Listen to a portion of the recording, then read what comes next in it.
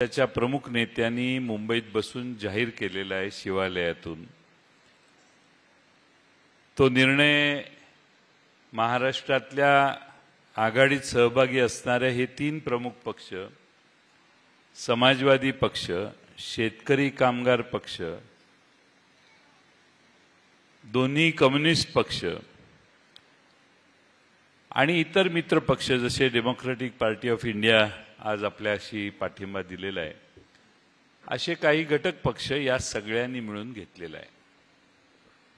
हा निर्णय घेतल्यानंतर निर्णयाची छाननी करण्याचा अधिकार चर्चेच्या आधी असतो। आता चर्चा पूर्ण झालेली आहे आणि त्यामुळे आपल्याला आपल्या पक्षाच्या प्रमुख नेत्यांनी घेतलेला जो निर्णय आहे तो निर्णय प्रभावीपणाने अंमलात आणण्याची जबाबदारी आपल्या सर्वांची आहे। आज या ठिकाणी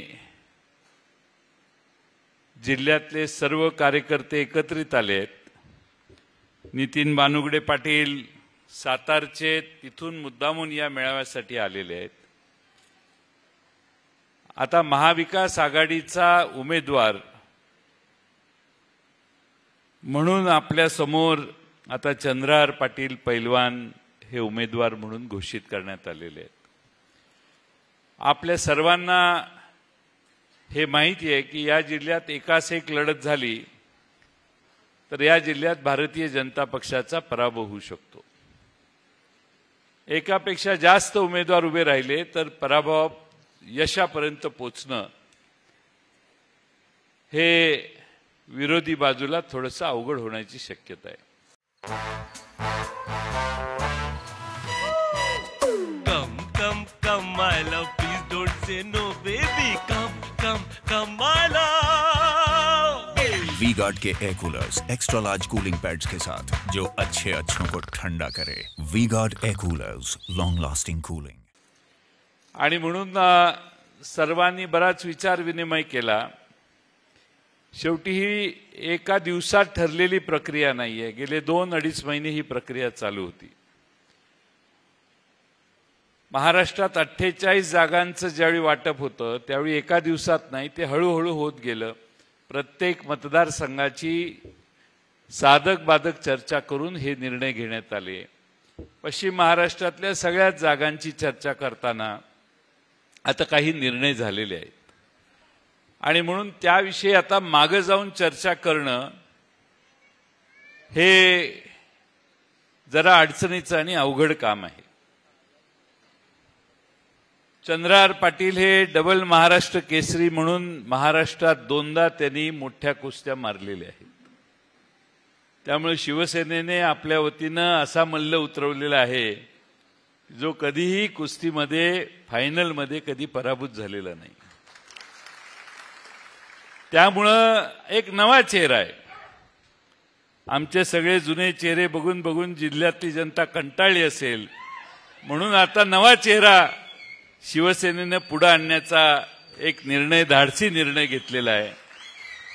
हा शिवसेनेचा निर्णय आहे आणि या निर्णयात एका नव्या चेहऱ्याला संधी देण्याचा प्रयत्न झालेला आहे। कुठलीही राजकीय बॅकग्राऊंड नाही, त्यांच्या घरातलं कोणी यापूर्वी राजकारणात नाहीये, त्यांच्यावर टीका करण्यासारखे काही मुद्दे असतील असं मला वाटत नाही। चेहरा राजबिंड आहे, तब्येतही बऱ्यापैकी चांगली आहे आणि कुस्ती धरायचा नाद करायचा नाही अशी शरीर प्रकृती आहे। त्यामुळं आता लढाईला सुरुवात शिंदे सरकार झालेली आहे।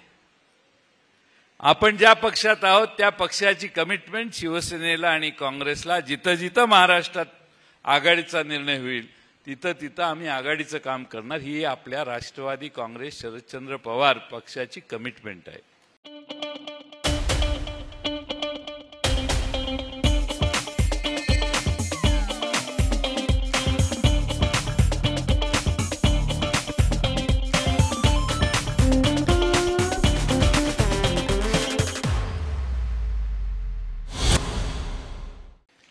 आपल्या कोणत्याही कार्यकर्त्याने इकडं तिकडं न करता, कोणाचे संबंध असोत नसोत, आपलं कर्तव्य आपला पक्ष टिकवण्यासाठी आणि वाढवण्यासाठी आपली विश्वासार्हता जास्त महत्वाची आहे आणि त्यासाठी आपण ठामपणाने महाविकास आघाडीचा जो उमेदवार आहे त्याच्या मागे उभं राहण्याचं काम केलं पाहिजे.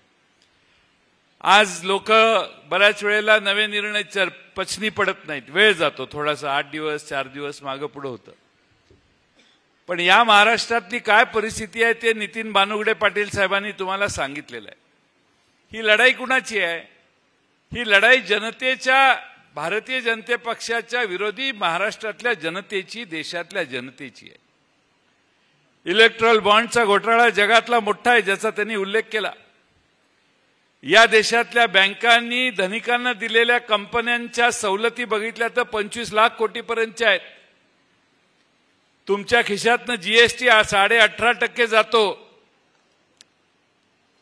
50,000 रुपये जर तुम्ही घर चालवत असाल तर 9,000 रुपये जीएसटी तुमचा कपातून जातो, कर आपण सरकारच्या तिजोरीत भरतो आणि मग 41,000 रुपयाचं घर खर्च करतो. तुमच्या अंगावरच्या चपलेपासून टोपीपर्यंत, साडीपासून शर्टापर्यंत, टी शर्टापासून पॅन्टपर्यंत तुम्ही जे जे खरेदी करतात त्याच्यात सरकार भागीदार आहे, सरकारला कर भरावा लागतो. जगाच्या पाठी जेव्हा जेव्हा देशात कोणत्या जीएसटीची आकारणी आलेली आहे, जीएसटीचा कायदा आलेला आहे, त्याचा अनुभव आल्यानंतर त्या देशातल्या सरकारला बदलण्याचा निर्णय त्या देशातल्या सरकारांनी जनतेने केलेला आहे. मागच्या 4 वर्षामध्ये भारतात जीएसटीचा अनुभव आलेला आहे.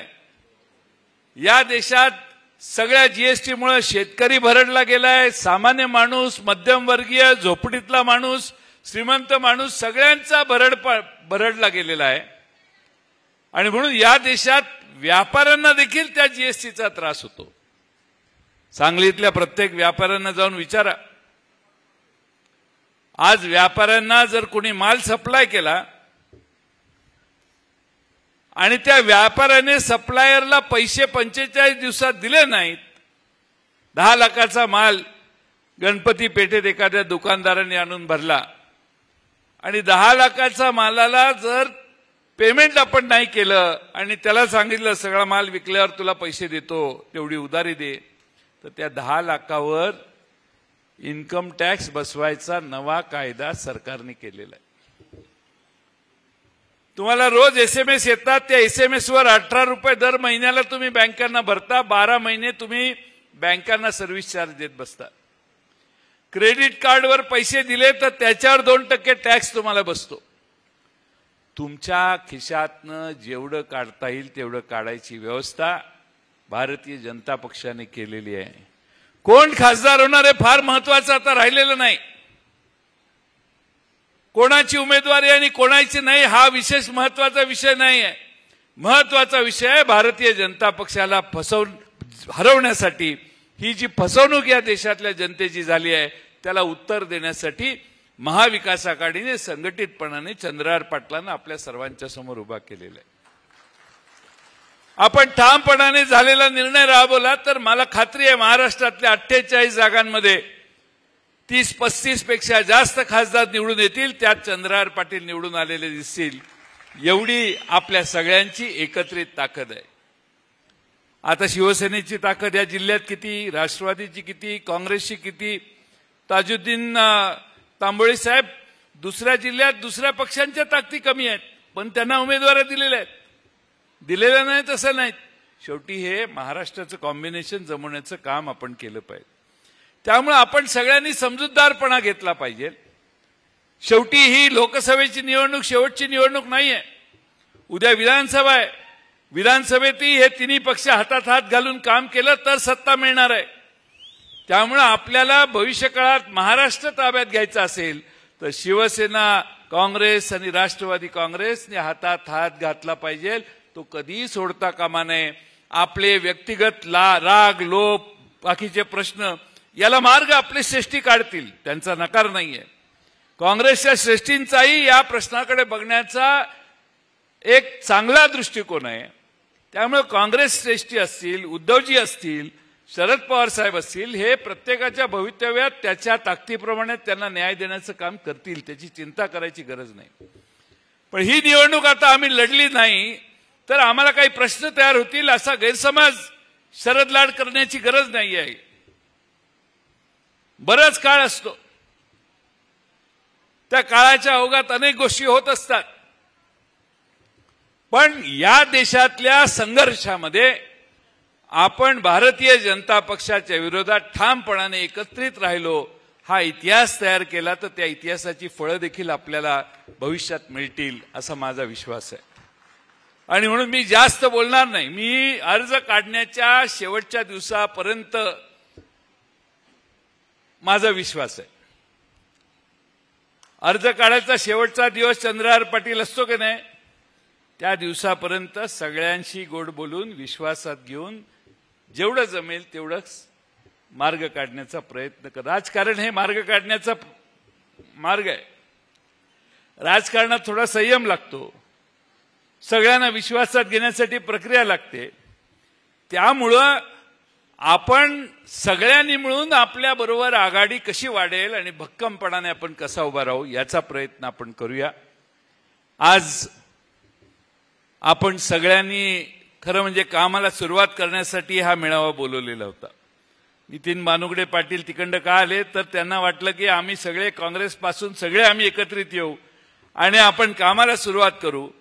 थोडीशी अडचण झालेली आहे, आपल्याला त्याची माहिती आहे, मी त्याच्यावर जास्त बोलण्याची आवश्यकता नाही. पण मला विश्वास आहे की त्याही गोष्टी पुढच्या 4-6 दिवसात होतील. काँग्रेस पक्ष एक मोठा पक्ष आहे, आपल्याला त्याचाही सन्मान केला पाहिजे. ते एखाद्या प्रश्नात आपले शत्रू लगेच झाले असं समजण्याची कुणी गरज नाही. आपण सगळ्यांना बरोबर घेऊन संयमाने पुढची पावलं टाकायचा प्रयत्न करू. मला नेहमी आठवतं ते निवडणुकीचा काउंटिंगचा दिवस आठवून आपण काम करायचं असतं. काउंटिंगच्या दिवशी निर्णय आपल्या बाजूने यायचा असेल तर त्यासाठी जे जे आधी करावं लागतं ते सगळं तांबोळी साहेब करायला पाहिजे. हे तुम्ही आम्ही अनेक वर्षापासून करत आलोय. आणि म्हणून कुठल्याही पक्षाबद्दल काही बोलू नका. वेळ अजून गेलेली नाही. खाजगीत काय पाहिजे ते समजावून सांगा. पण एकदा लढाई सुरू झाली अर्ज मागे काढून घेतल्यावर तर मग काय जे काय होईल ते मैदान मोकळंच आहे मग सगळ्यांना. पण आज संयम सोडू नका. आज संयमाने सगळ्यांशी वागून सगळ्यांना एकत्रित करून काय मार्ग काढता येतो हे बघूया. आमचे जजचे होर्तीकर आले आहेत, मनसूर खतीब आले आहेत, आमचे सरकार शिंदे सरकार आले आहेत, रमेश पाटील आले आहेत, आमचे बसवराज पाटलांचे चिरंजीव आले आहेत. जतून बरीच लोक आज उत्सुकतेने आलेली आहेत. हे आमच्या पक्षातली जत तालुक्यातले मान्यवर नेते आहेत.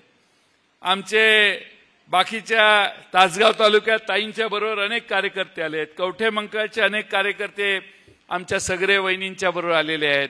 सांगली मिरजेचे नगरसेवक आणि बाकीचे सगळे मान्यवर आहेत. आमचे राष्ट्रवादीचे युवक अध्यक्ष पण विराज नाईक या ठिकाणी आहेत. युवकांच्यापैकी काही लोक आलेली आहेत.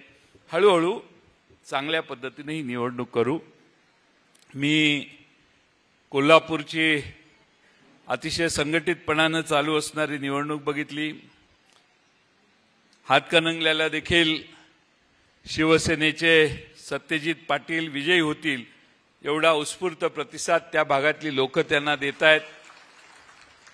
आज सातारचा अर्ज नितीन बानुगडे पाटील साहेब आणि मी भरून आलो. उत्स्फूर्त म्हणजे रस्ता जिथं दिसेल तिथपर्यंत लोकांची गर्दी होती आणि लोक पवारसाहेब पूर्ण भर उन्हात 2.5-3 तास त्या ट्रकवर उभे राहून सगळ्यांना हात करत त्या रॅलीमधून जात होते. हजारो लोक एकत्रित का येतात? कारण लोकांचा राग आहे.